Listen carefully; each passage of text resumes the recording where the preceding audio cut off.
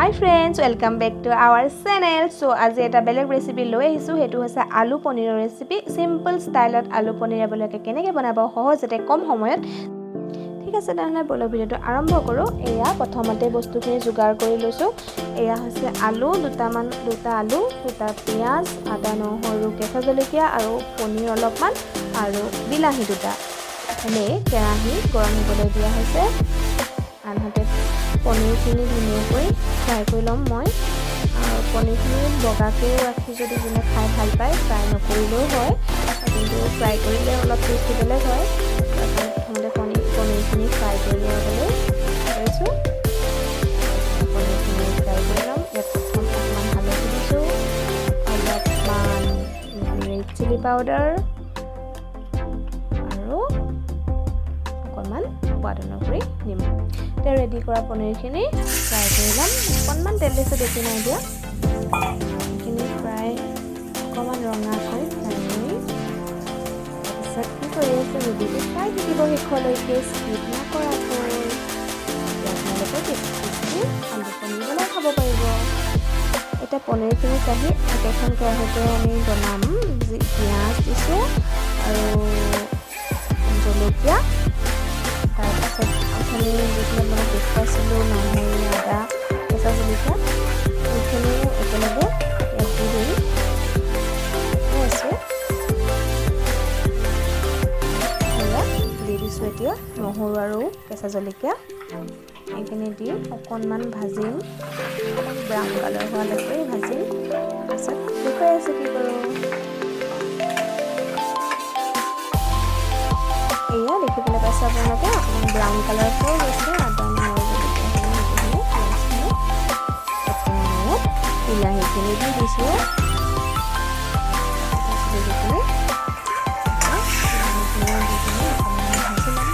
আপোনালোকে কিয় ভাবিছে গোটা নহৰুবোৰ কি বনাইছে সেইটোৱে আপোনালোকক দেখুৱাই আছোঁ তাৰ কাৰণে চাই থাকক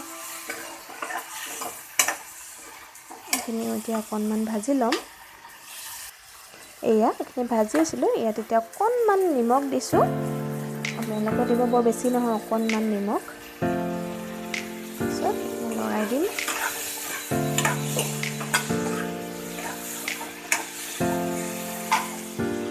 গেছটো কমাই দিছোঁ এতিয়া কাঢ়িব লাগিব কাঢ়িব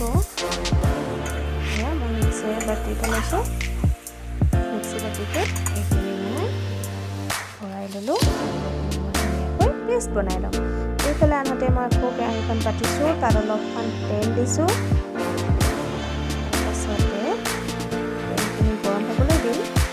এয়া তেলখিনি গৰম হ'ল ইয়াত এতিয়া মই কেইটামান জিৰা দিছোঁ জিৰা দি তাত আলুখিনি দি দিলোঁ আলুখিনি দি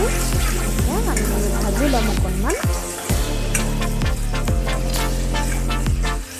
এতিয়া আলুখিনিত অকণমান সোৱাদ অনুসৰি নিমখ দি ল'ব আন্দাজ অনুসৰি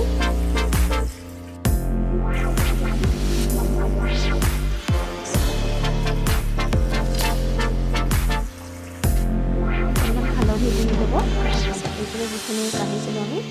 পিঁয়াজ আৰু আদা নহৰু সেইখিনি পেষ্ট কৰি ল'ম বুলি কৈছিলোঁ সেই পেষ্টখিনি ইয়াত এতিয়া এড কৰি দিম এয়া এড কৰি দিলোঁ ধুনীয়াকৈ লৰাব লাগিব অলপ ইয়াত অকণমান যিখিনি লাগি আছিলে মিক্সিতে তাৰে পানী অলপ লৈ তাত দি দিয়া আছে ধুনীয়াকৈ লৰাই দিম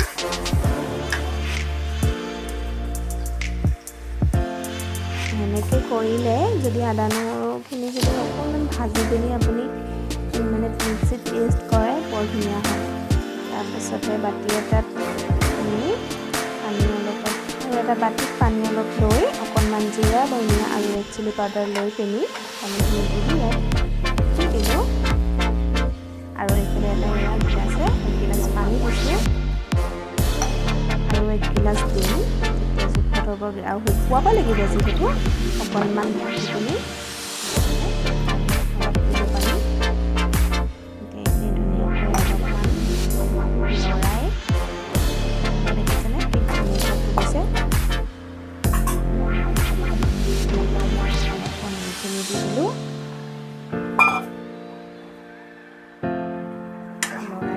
অলপমান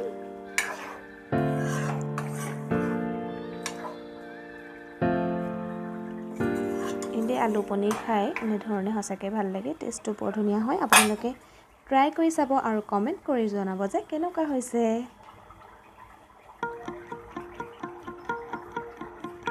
এইখিনি এনেকৈ অলপ উতলিবলৈ দিম তাৰপিছত আপোনালোক